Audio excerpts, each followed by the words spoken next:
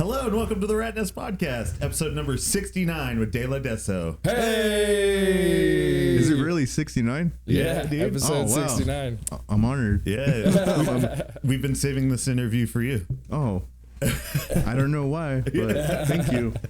I just think it's funny. Dude, thanks for being here with us today, making the trip out. I appreciate it. Thank you for inviting me. To have fun. Dude.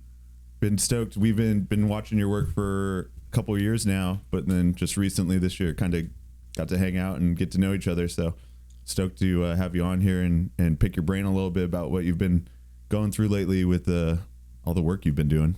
Yeah, man, you've been going nonstop, it feels. It sometimes feels like I don't do enough. It's just like automatic, and you're just like doing stuff. You can't really like take time to like appreciate the hard work you're doing because you're so like busy figuring out life and paying bills and like surviving off your craft, you know? Right. By the time you're celebrating, you're already 3 steps into another project, so there's no room. Like that check is gone. Like it paid the bills already. You're on to the next thing. And you're just like, all right, what's next? And you're kind of constantly like, you don't have time to stop and like hold your trophy or like see those things like for what they are. That's what looking back at stuff is cool, because it's like, that's why I like Instagram, because it's like a timeline of what you've been doing, and I like to keep everything out there just so I can, when I get sad, I can scroll for myself and be like, you know what, I am doing stuff. Just reference the past a little bit. You're just like, all right. You're like, good job, Dude, man. you did do some shit this year. Yeah, it's we were just talking about it because we've been doing this now for like 2 years, a little over 2 years. In the first 6 months, I didn't know what the fuck I was doing. I just had like an idea during COVID.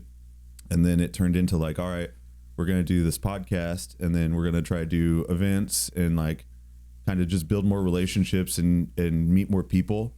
And then that year was good. And then this last year was even better. We did even more stuff. And like, thanks to you and guys like Andrew A. Bars at Bloody Gums, like inviting us to shows and having us do pop-ups and stuff, we were able to meet so many more people and like build relationships and do cooler shit. And then you forget about it. But when you look back, you're like, oh, okay, we have been productive, even if it doesn't always feel that way. Yeah, and you're like kind of like left at like, I didn't do nothing this week, but that one day you did like 4 different things. You're just kind of like hard on yourself, and we're building, you know. I think we're all kind of like failing gracefully, you know, like we're falling with style. And I think it's like you used to skate. I know that's how we know each other, skateboarding, and it's skateboarding's never really left us style wise, because that's kind of what made us like what we are. We're conditioned for the pain and all this like stuff that we're kind of thrown at, and we're just able to do it over and over and over until we like land this trick, you know? I went out the other day with my buddy who skates all the time now, like still skates all the time.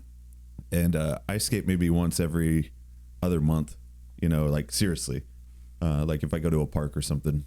And I don't know why, but I was like, all right, I'm going to do this. I'm going to do like a bank to bank, do a half cab heel flip. And I just set it, and I fell so many goddamn times, and I hurt my elbow and my shoulder. But when I finally landed it, you just get that moment of like release and clarity. Yeah. And it makes you like forget about all the time it took or the pain that you're feeling. You know what I mean? It's like, it's like hesitation. It's like if you didn't land it, or if you quit, you would have been at home like, man, I could have done that. You think about I could have did it. Yeah, I could have did it. It's not that deep, and it's like, man, like, so you just kind of like, then it's just dwelling. You're just like, oh man, I should have landed it. I suck. And then now you start doubting yourself, and then it's like a whole vicious cycle of like, it's not that deepness. I think that adds, or that talks about what we actually have to put in from our inside ourselves, like the energy that we put in, whether it be skateboarding or art. Like you have something in you that wants to get this out, that has this drive and desire to like make this thing happen. And when you don't do it, it's almost like you shortchanged yourself, or like you didn't get that energy out, and now it's just festering in you. You know, you didn't finish the piece, so you sit there and look at it, and the next day you're like, oh, I gotta get on this, you know. And there's just something in us that needs to come out in however way we can express it. That's like every piece of something that you create or do. It's just like, it doesn't go anywhere. It could sit there for 2-3 years. Like I swear I had like Goofy Duck in my head for like a year, and I'm like, I need to like curse the world. I need to like get it out of my mind because it's messing with me. And I'm like, all right. And just one day just sat out and just got on my phone, made the melody and just released it, you know? Yeah. Like that was it. And that's, I can see that's kind of like with everything, right? If you don't, if it won't go away. Like if you have a beat stuck in your head, it's there, you know? Like if it's a good one. It's like an itch you can't scratch, you know? If you let it linger too long, it's going to become sore. You know what I mean? You have to dive into it. And that's what the collaborations are, back scratchers, homies that kind of scratch your back, you know, like, hey, you are good, you know, like I like having homies that are around that are like, that aren't really about themselves, like more people that like see the good in others and be like, hey, you're really good at this, you should do that, because they might not see it. Sometimes they don't see the good in what they're doing, so you kind of have to, we all need a little bit of art direction sometimes, you know, like we might be good, but like if you're not putting that energy where it needs to go, somebody's always there to kind of be like, hey, what if you did that? Because they might not see it. So it's like it's hard to be your own biggest critic, which I feel like a lot of artists are. I know myself for sure. Like, so you're your own biggest critic. So it's hard to be encouraging to yourself as well. It's like you almost need like someone to tell you like, no, that's actually pretty dope, or like you should try to do this differently or better, or just keep doing what you're doing. Even, you know, sometimes we get in our heads like, fuck, this isn't working, or I'm not excited about it. You have one person go, no, you're doing it right. All of a sudden that builds back up in you.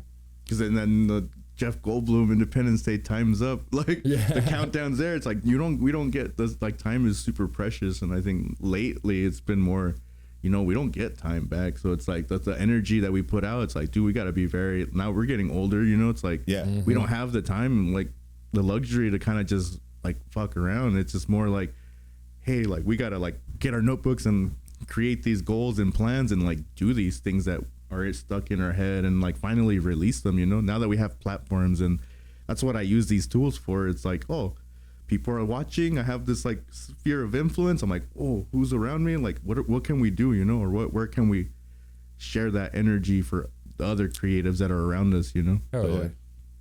What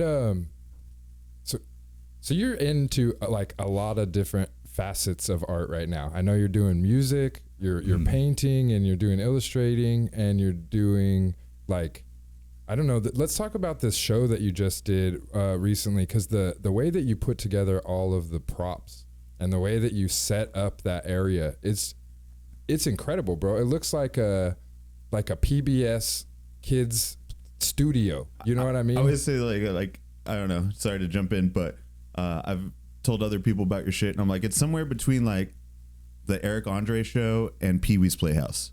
Yeah. It's a lot of it's kind of like my vibe is like, oh, we're products of our inspiration. So it's like a lot of like Pee Wee Herman, Wayne White, a lot of Mr. Rogers, obviously. I'm like a big fan of like morality. Like I kind of like think if I'm gonna add to the television or to this experience, I want to like add something good. So it's like a lot of my episodes for Mas Fun TV, they are censored, and that's like intentionally, because I'm like, well, I want to create something for my future kids that we can both kind of watch together and equally have a great time.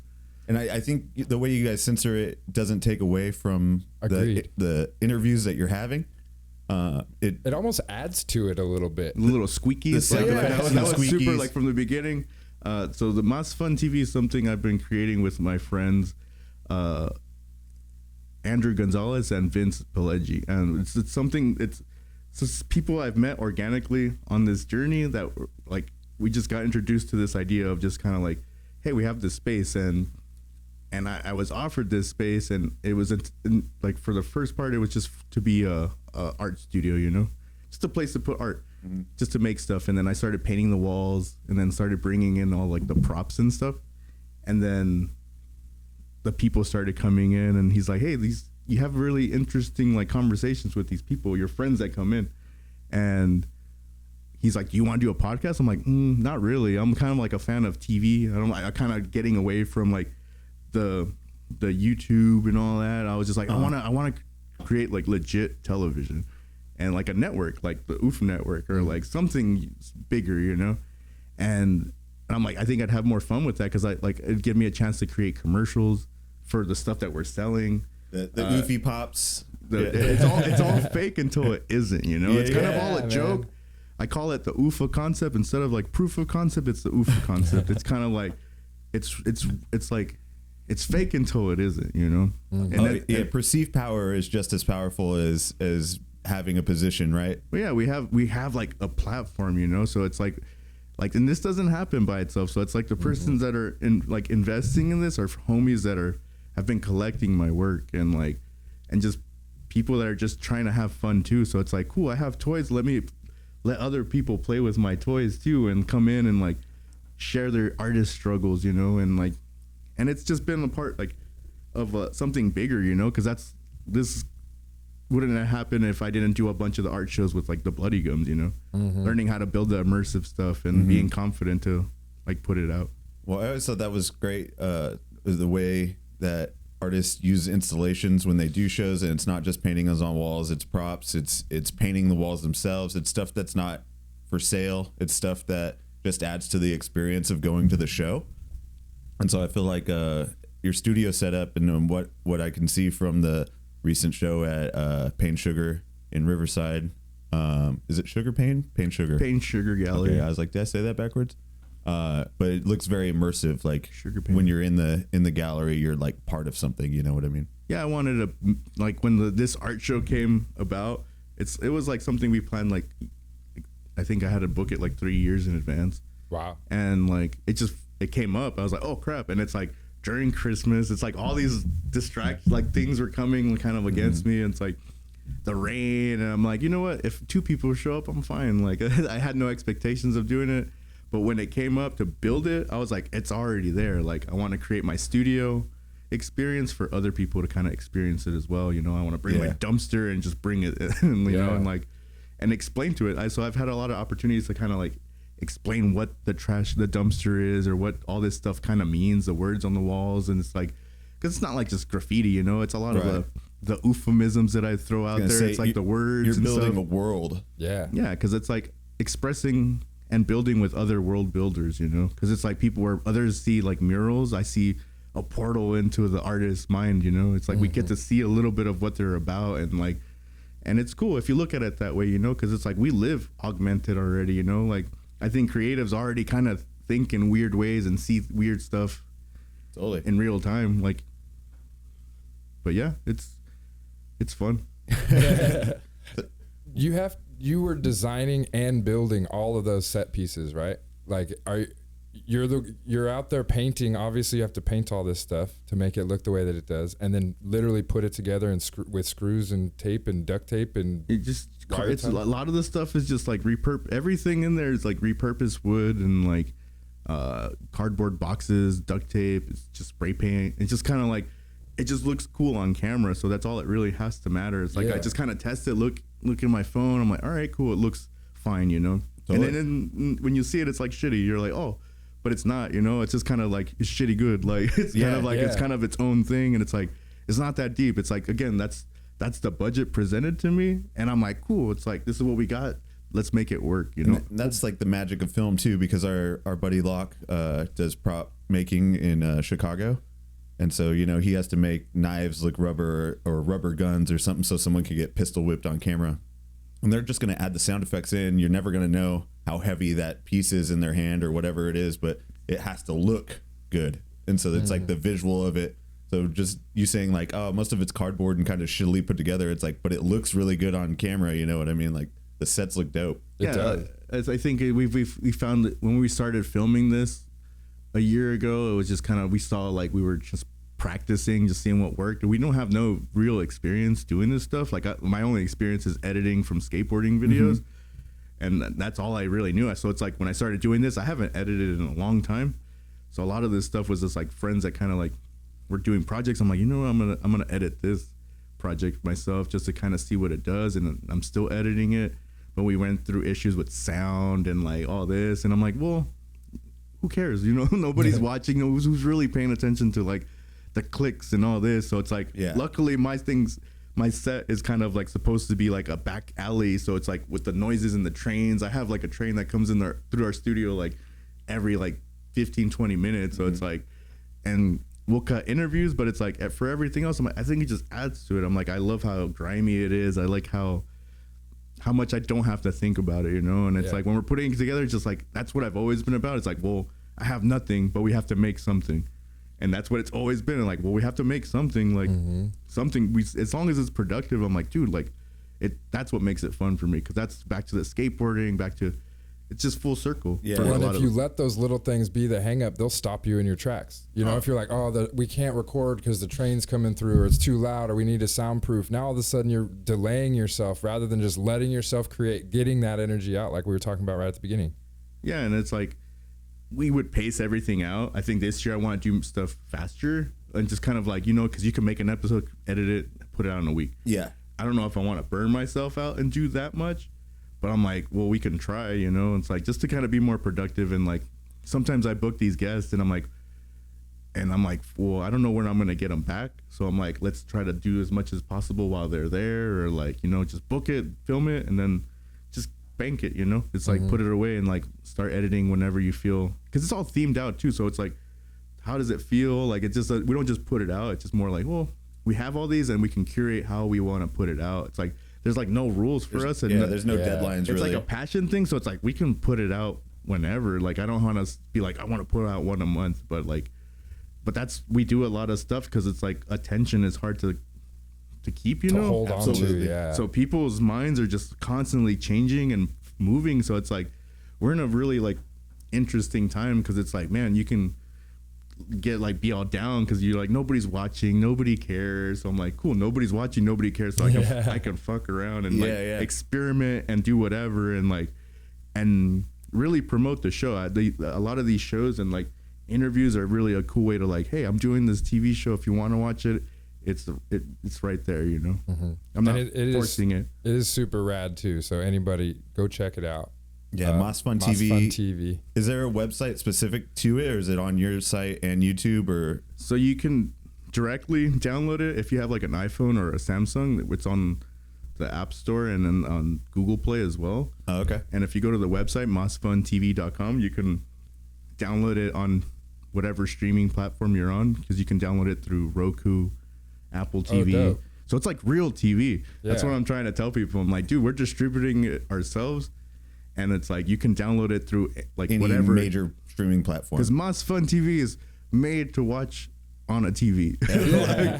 like it's best viewed when you have nothing to do and you're just chilling on a television. Because that's like what I grew up on, you know. For sure.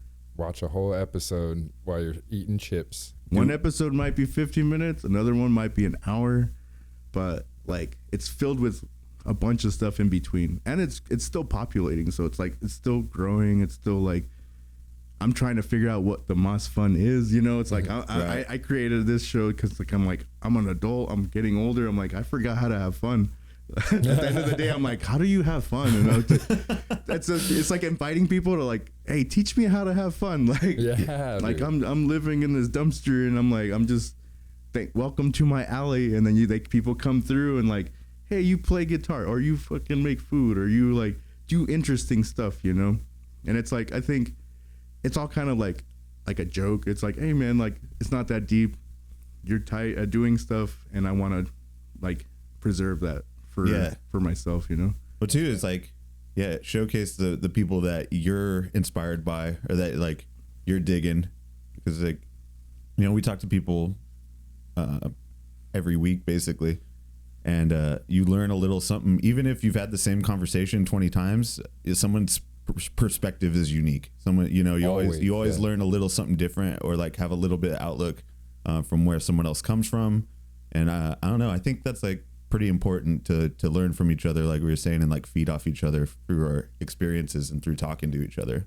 No, we learn so much of, like, you know, you have to kind of be like, you're kind of like radio, and you have to be unbiased, because everybody has their own opinion, everybody has their own feelings, but it's like you try to be respectful as much as possible, you know. And when it's people, it's like asking the right questions. It's like sometimes people forget where Ratnaz come from, you know. Like, do you guys ever does anybody ever ask you guys like where that name even started, or they're just kind of like it's already known? Or no, I mean, shit, dude, for the most part we drive like these conversations in the sense of we're the ones like asking most of the questions. Which when A-Bars was on a couple weeks ago, I thought it was great, because the first thing right when we started, he was like, So are you a morning person? Like he asked me a question and it caught me off guard and I was like, oh shit, am I had to think about it real quick. Those buddy gums are like really, really nice guys, you know? Like they're always very like, they're good. We, you know, it's like you have to be a good host. And it's like, hey, you want water? You want this? You know, like make people feel comfortable. And that's what I'm learning with doing like a show. It's like, hey man, like how are you? You know, how are you doing today? It's like, because it's like me, it's like whatever. It's like I don't really like that part of the artist because the artist is selfish, and I'm like I'm trying to like wean off of that, and I get humbled all the time, and I'm like, you know what, I'm not really nothing, like, you know, and it helps me kind of like just work, you know, and like be like that.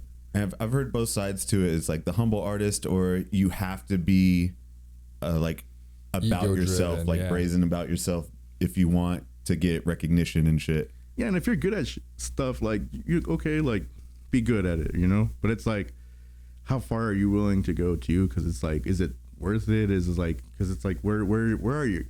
I guess that's driven by how far you want to go and what you want, you know. Right. And I'm trying to figure that out. I'm dude, I'm just sustainability is kind of like my only thing right now. Like the whole point too of that, or that brings up a good point, is like the ego-driven artist has to do so much more alone than the compassionate, caring artist, right? Because like we were saying before, the reason that things come up is because of these relationships you have, the people that you met along the way, the people that supported you with your art. You know, anytime, even the people that listen to Rat Nest, most of them are people that we've known and like supported us through shows and music throughout the years. You're curating and like showcasing people you guys like at the end of the day, you know? Right, like yeah. You guys have met a lot of cool people. You guys are doing what I'm doing with Moss Fun. You're world builders as well, and you're kind of like showing people like, hey, you should check this cool dude out, or you should like, you know, we're all doing the same, we're on the same like mission statement, right? Like we kind of like just want to have fun, keep having fun, and like, you know, like the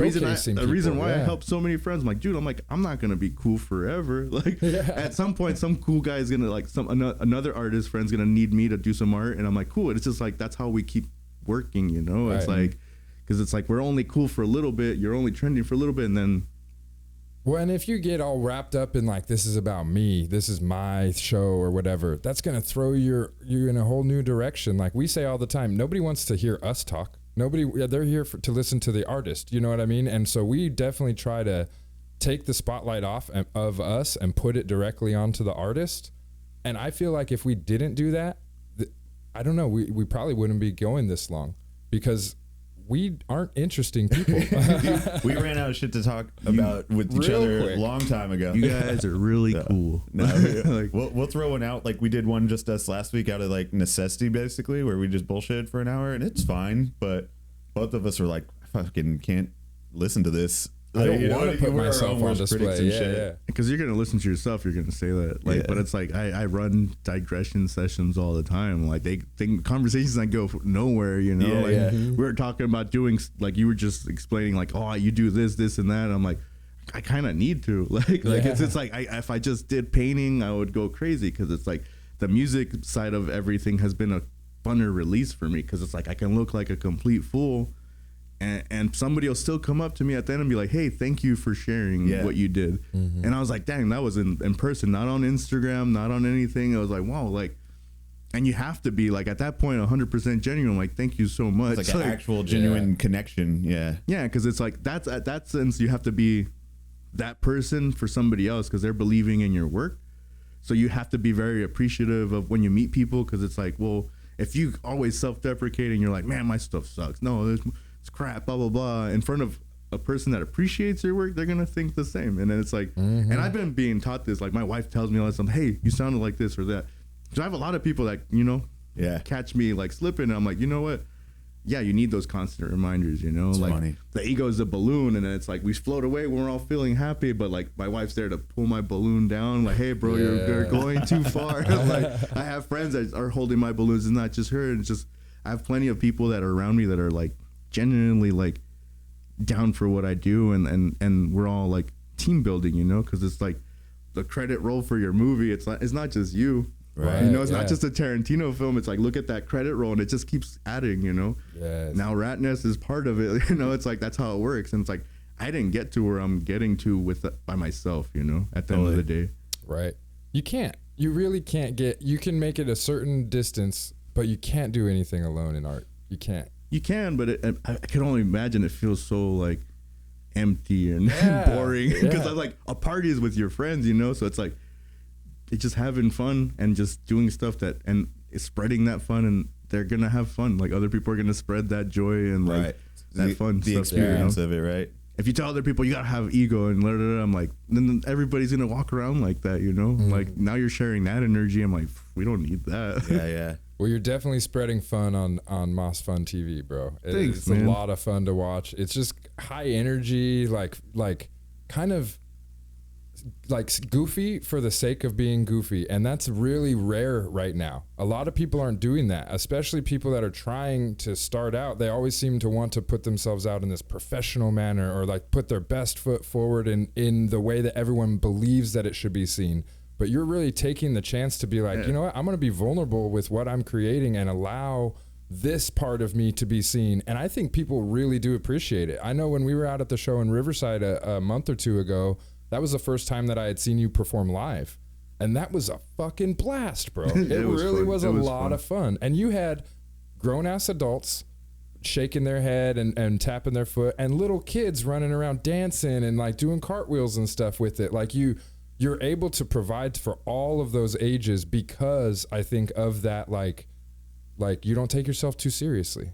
No, like you said it right there, vulnerabilities. It's like I just learned to just be, you know what, I'm at my most vulnerable state, and I'm like, I'm all for it. I'm like, well, I'm a dummy. Like, I'm like at those shows, I'm like, I just act like I'm Theo Fail, like everybody's favorite uncle, and I'm just like, you know, just I have more fun that way because it's not like, you know, it's just it's like feelings, it's like the words, it's like I love singing like beep beep poo poo party to a bunch of adults and then just going like holding a beer like what the hell, like I love that, but then they're like, yeah, this fool is funny, like, you know, it's like they get it. So I'm like, it's like a comedy act, you know, and I'm like, I try to like be that, like I like Robin Williams, I like all these comedians and all these people that, like, again, we're nothing without the people that created us, you know, like the inspirations.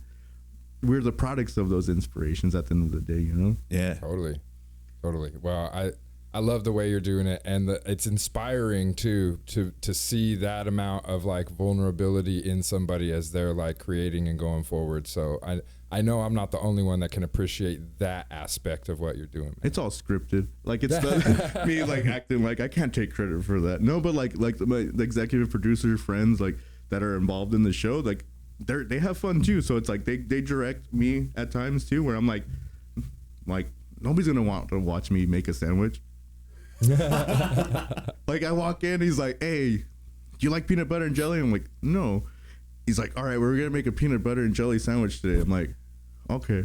And I'm just kind of for it. I'm like, you know what, it's silly, but I'm like, it has to be bimbo bread, you know, like, because I'm not just gonna let you do like you have to do that, you know, like the weird stuff. Conscious here. I like that bimbo, baby.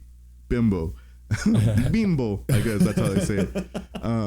But yeah, it's just like just making a sandwich, and then like my wife will watch, she's like, you're not spreading it right, or somebody else is like, my kid made a sandwich after this, or like, so it's like, dang, this is people are paying attention. So it's like, all right, I'm very aware of like of the responsibility of what an influencer can be. So that's hence, if I'm going to be creating this TV show, I want to make something that's morally like good for everybody and not just adding to it. You know, I like Adult Swim, I like all that weird shit too, but I'm like, that's already there, you know, and it's like that's the product of that. If you keep putting that stuff out, that's what the world becomes, you know. So I'm like, cool, I'm gonna restart it, you know, with Moss Fun. I'm like, well, cool, I'm gonna have it censored, and you know, it's your own vein of what you want to do. It just doesn't have to be like crazy, you know. Like I think that's what it is. I grew up with Power Rangers and Fox Kids, and like, hey, kids, don't have babies.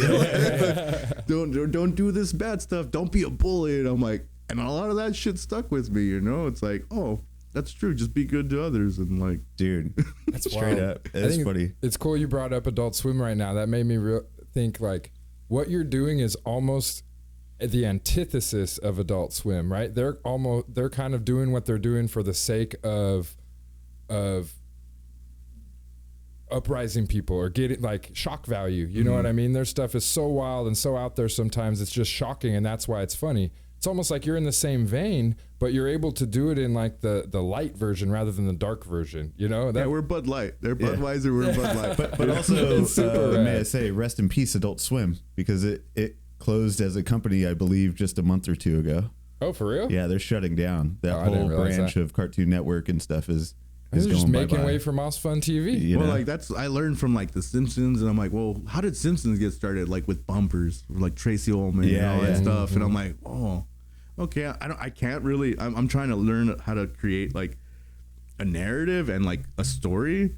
So while I'm doing that, I'm gonna create these little bumpers to put in Moss Fun, so people at least get familiar with these characters and like start to kind of like invest themselves a little bit. So I'm like, cool, I can just do a little bit, and with the stickers on Instagram and all that. So it's like I put a lot of brainwashing stuff out there just so people can kind of familiarize with these characters. Because then I'll have enough time to create the show. You know, that's just another thing. Because I want to create Los Dumpies like a series. You know, but it's like it's gonna take a while to kind of develop the story and like animate and at that, because it's like, dude, it's just like a lot of animation. Now we have a lot of tools that make the animation stuff pretty easy. Yeah. But I'm like, I like Disney. I like really animating. I don't like tweening. I don't like the cheating the animation. I'm like, dude, I want to really draw this. Whatever, like, nine fucking frames a second or whatever. I don't know how many you have to do. It's insane. I don't know, 12 frames per second, Is it something like that? 23.97. I don't know. No, but it's cool because your shit is so on brand. No matter what you do, when I see it, it's like, I know it's your work. And whether it's your illustration, whether it's doing a mural, whether it's doing the TV show, like it all like screams Richie, like it all screams Deladeso. Yeah, I'm trying to get away from like just having to sign these things. I'm like, the art, that should be the goal, right? It's like the art should be your signature. And it's like, it's hard to get to that because it's like, well, I started doing all the artwork. Like I started with the grime, right? Like the drip and culture. That got ripped a few times by different people that I saw. And I was like, all right, what the hell? Like, you saw a few. I saw thousands, and like I saw like all over the world, like Jakarta, like Indonesia, like places all. I started seeing like later on like that being offered as a Fiverr thing, like on Fiverr.com. Like, really? Oh, grime out your photo, $5. I was like, whoa.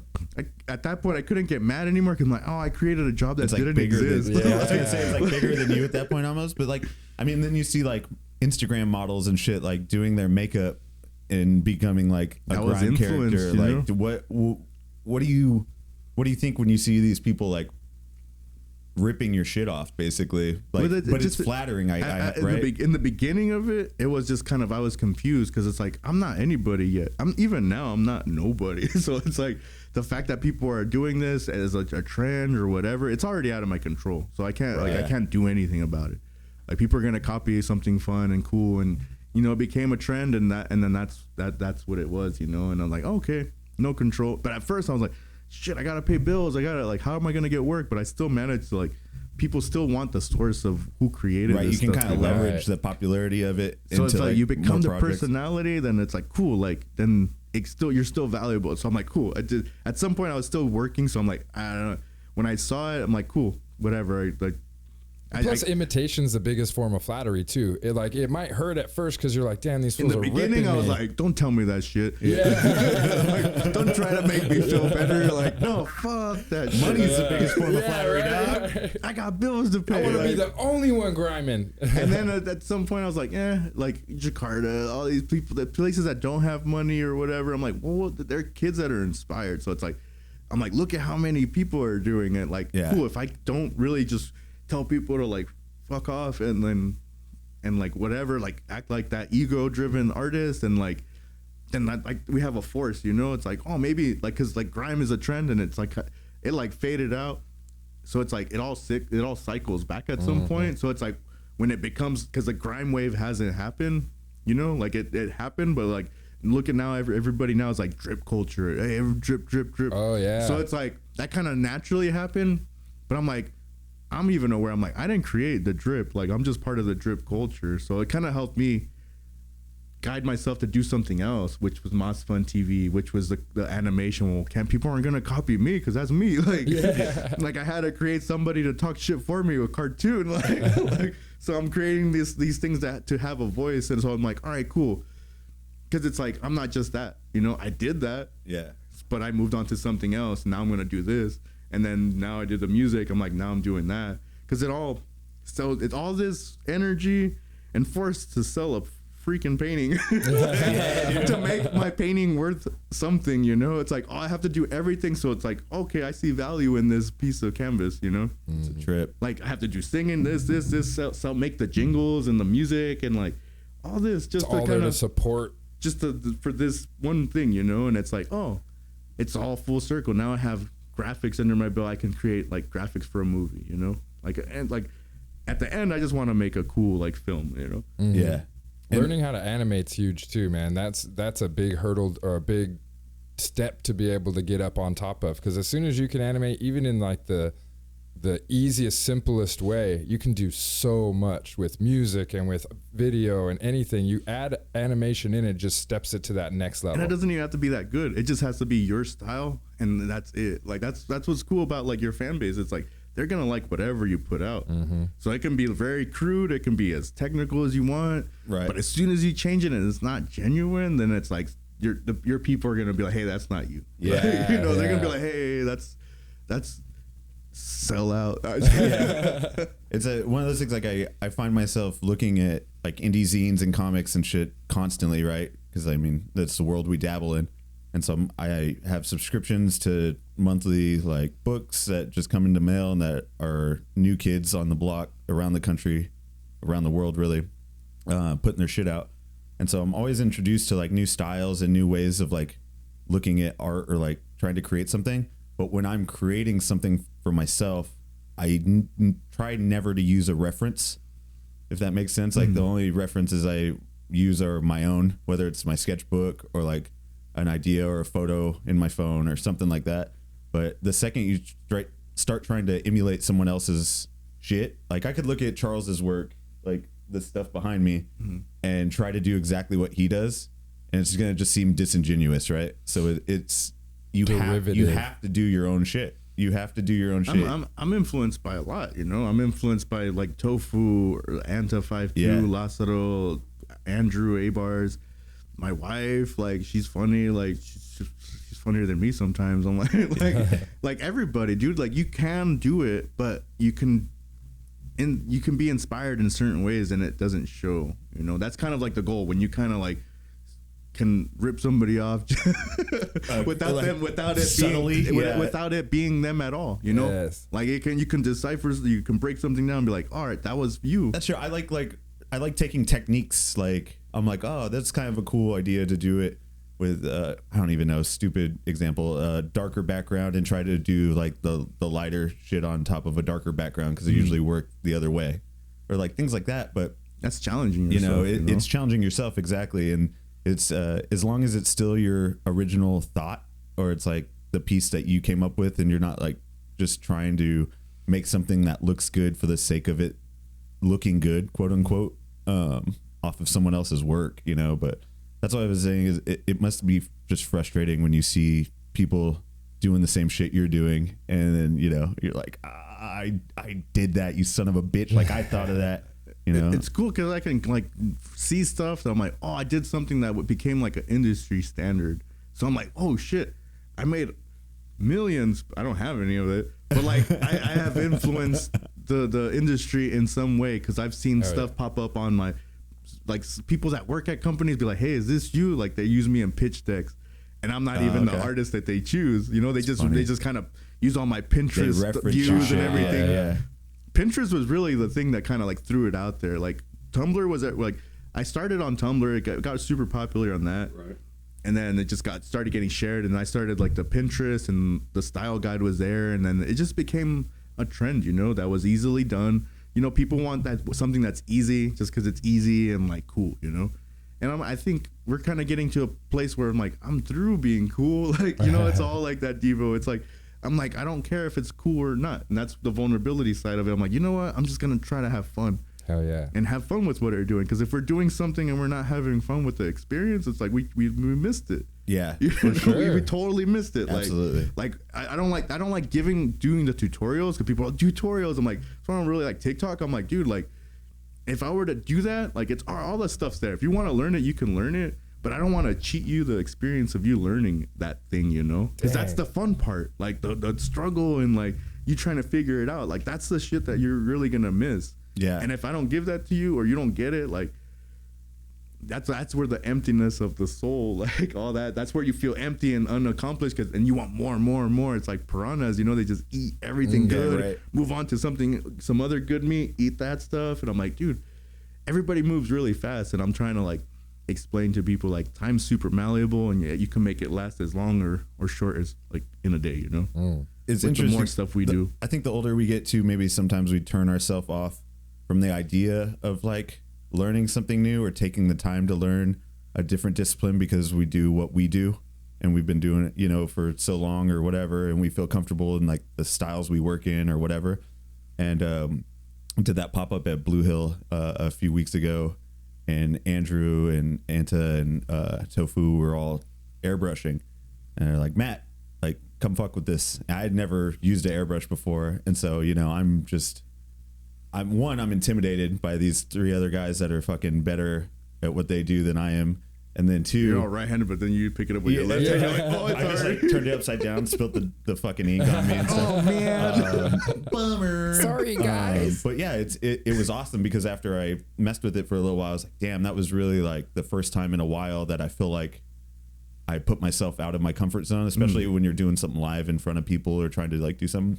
And the little thing I drew wasn't worth a shit. Don't get me wrong. It was probably awesome. It wasn't great, but just the idea, and then being like, actually, you know, you should probably try to use like the white first, and then go like try to build up the layers. It's not exactly like you're using a pencil. Like it's more of a this or that, and just giving me little pointers. And I felt like I was in school again. And was like, I bet you it wasn't just Andrew, right? It was like everybody else it was having like their own input. Three guys behind me just like pointing shit out that I'm doing wrong. But no, it was draw a giraffe. Super encouraging, like super like awesome to do, because it made me feel like out of my comfort zone for one, and then two, like I'm learning something new.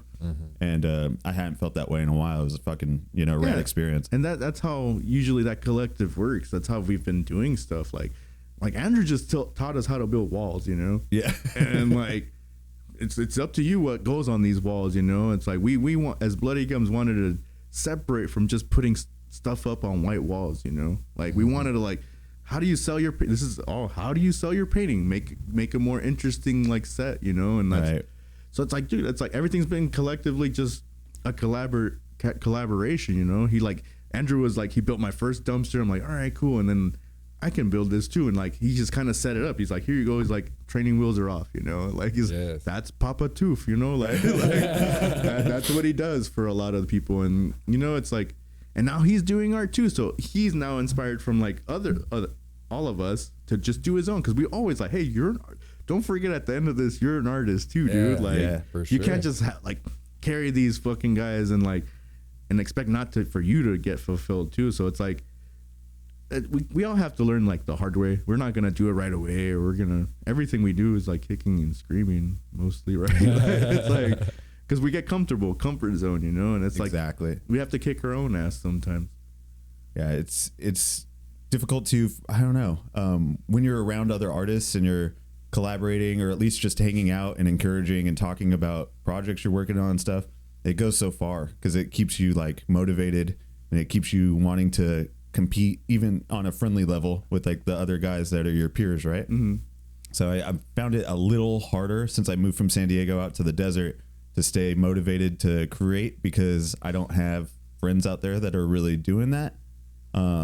So there's not shows going on all the time. I'm not surrounded by like people that I know that are in the art scene or whatever, but I am still. I just have to remind myself that there's opportunity. I just got to make a little more effort now. I got to go out to Riverside. I got to come out to the IE. I got to do something.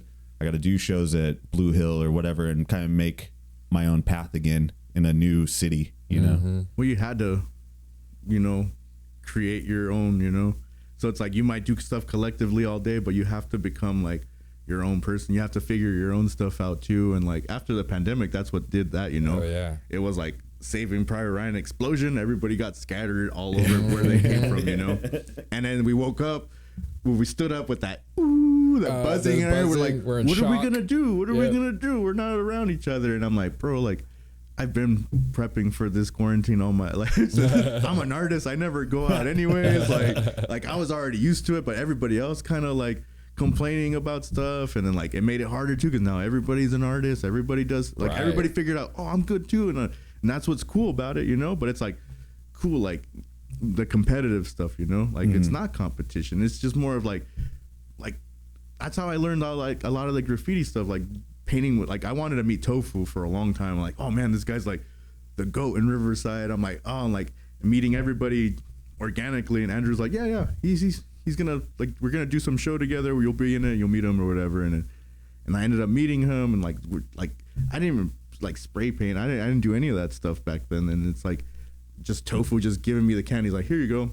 And I'm like, yeah. And I just spray paint grimy on the floor. I'm like a loser. And he's like, cool. And then that was it. Like, oh, it just, that's what it takes. Somebody just giving you the torch kind of thing. Like, hey, you're an artist too. And that's all those things are in these little meetings. There's even this, it's like everything's for nothing, but everything's for something at the end of the day. You know, we all know each other for some weird reason. And I think our preconceived notions of people, again, probably because of whatever perception you have of them being a bigger, better artist than you are at the time or whatever, all that goes out the window when you finally meet someone a lot of the times. Like when we did the show in May, and like Andrew hit me up and was like, hey, can we table? I was like, fuck yeah, you could table. Like, I've been wanting to meet you guys for a minute. I met you, I met him, I met Cat Gods was there, and like these are guys, I've been seeing around for years and years.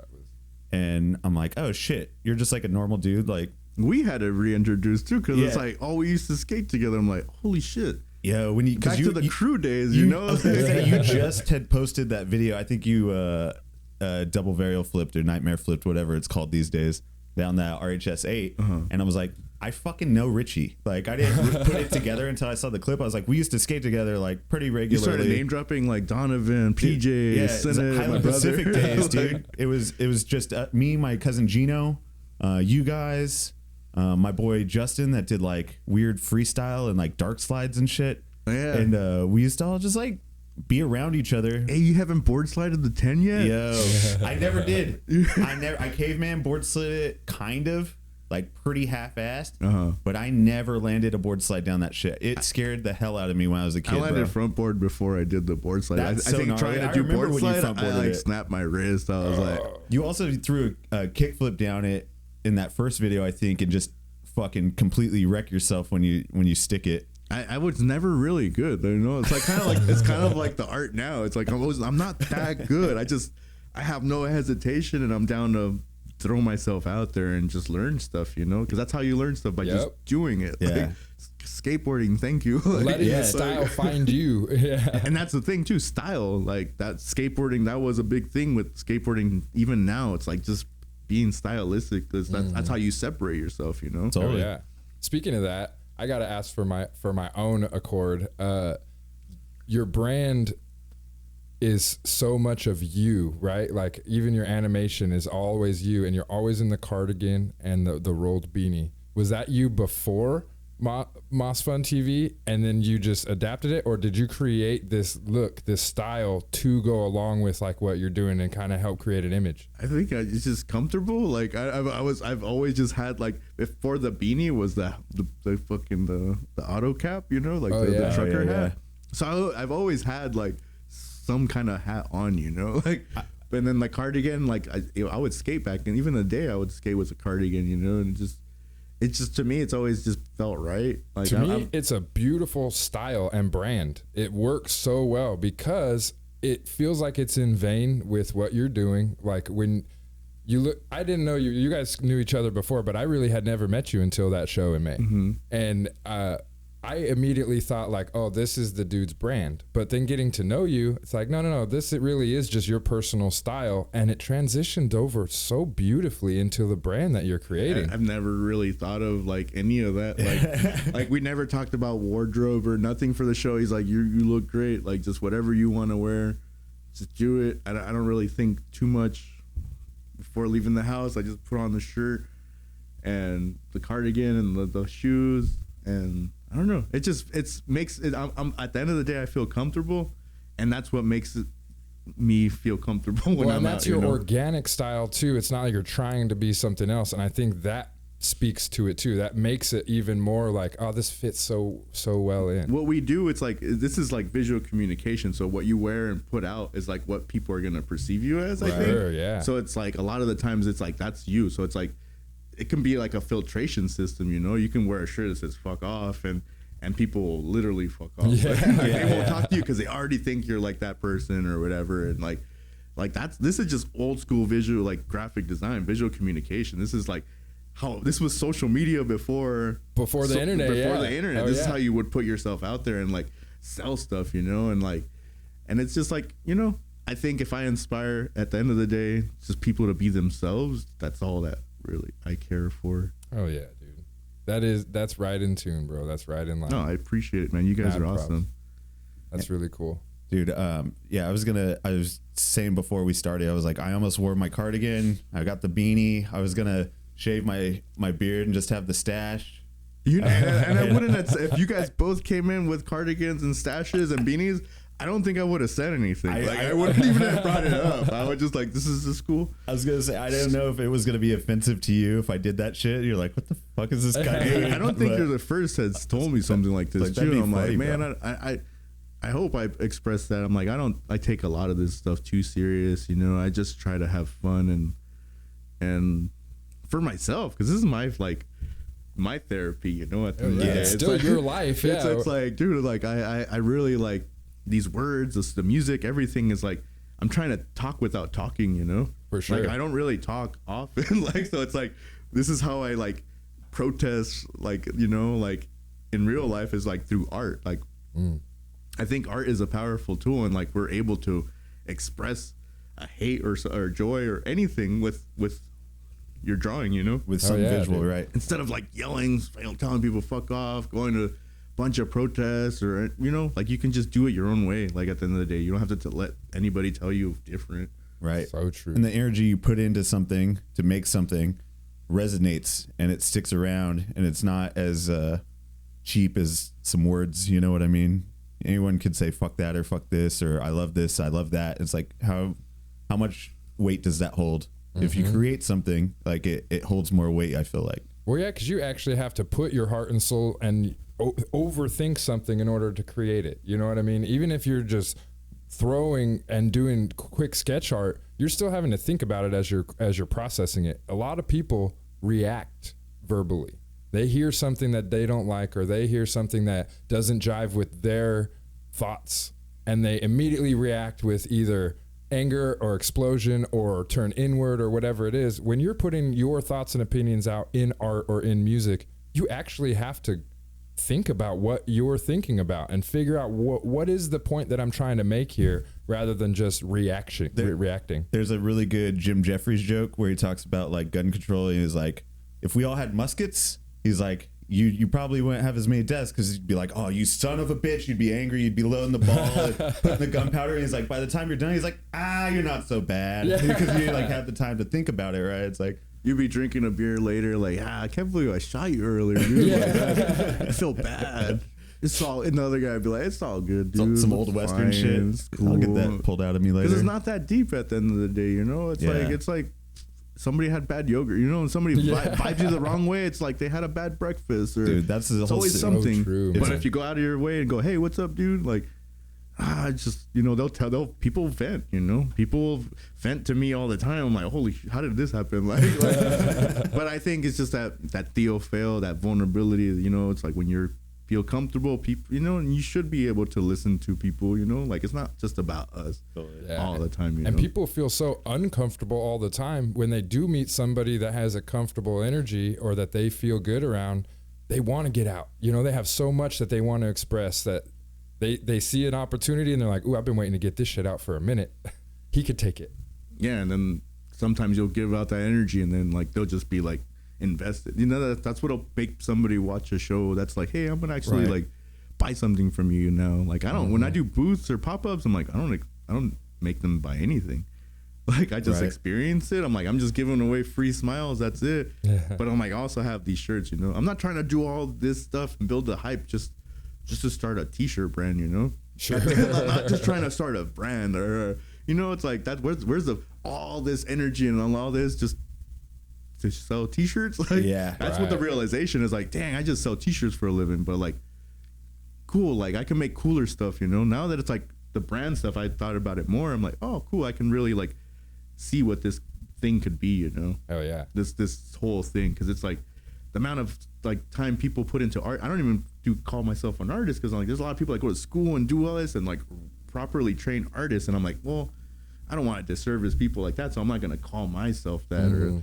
But like, I accept it, you know. I accept whatever people bring out, you know, because I have a lot of friends that do amazing stuff. Like Pizza Boys, they do a lot of for their community, you know. They Bobby, he's like constantly like putting other people like up, you know. He's helped me a lot of the times, and my friend, the YKMS Robert, he's been doing this brand called Hype Kia, and he does everything like cut zone, like he sells like an amazing product, you know. So he's able to put this together and make it look more epic, you know. And like they put a lot of energy into stuff. So I'm like, dang, like I need to like put effort, you know, match that energy. Imagine if you like, instead of waiting for stuff to happen, if you actually go out there and make it happen, you know. So it's like, I think more or less like be more vulnerable and just take that chance, you know, because we don't have time to wait. Definitely. You do, right, but you could spend all your time waiting and all your time waiting for that break and wondering why I didn't get that thing or I didn't get to do this or that. It's like, or you could go make it happen. Yeah, money is gonna come, you know, like money will come and go. That's only gonna provide you fun funds, you know. Like, I just need more tokens so I can play. Like I just like, that's all. Like I want to build more, so it's like the Walt Disney side of it, you know. It's like he just to build more and like make this Ufalandia exist times 12, you know. So every time I do an event, it gets a little bit bigger, a little bit more complex, and people that show up, they already know, they already have a ticket for the rides, they're getting it more and more. So I'm like, dang, like this is gonna happen naturally. So I'm like, cool, I'm just paying attention now. I'm like, and keeping my notebook and like writing all this stuff down and like, all right, what went good this, like that's a business, you know. So it's like that didn't go good, maybe I can do this, maybe I can adjust certain things. So it's like, so that's us growing up in a fun way, you know. Totally. Well, man, you're crushing it right now, and there's no doubt in my mind that you're going to continue to be successful with it, bro. Even not just the content, but getting to sit down and talking with where your head's at about it, and like the direction you're coming from, and the attention that you have, the intention that you have with it. It's beautiful, dude. Oh, thank you, man. I'm glad you guys see it, you know, because I'm like, I don't always see it, and things like this do help me like put stuff into perspective and like and put other people in the light, you know, because it's like we just kind of like get all this like attention, but it's like, what's good with this attention if you're not spreading it to other people that are doing good stuff, you know? It's like, totally. If you make it less about yourself, you'll be more successful, I think. Hey, dang, we've talked about that a lot. We're firm believers in that idea of spreading the love, and like shit comes back around, and like, you don't ask me for money, you know. But like put people up, support, you know, be part of a community, and not think that you could do everything by yourself, or don't have that idea that your shit's hotter than anyone else's, you know. And it goes a long way, man. But world builders, you know. Before we get out of here, let us know what you have going on. This will be out tomorrow. So tomorrow? Yeah. You guys are fast. Turning it around, bro. Wow, you guys make me feel bad. Like it takes me months to edit an episode. we edit very shittily.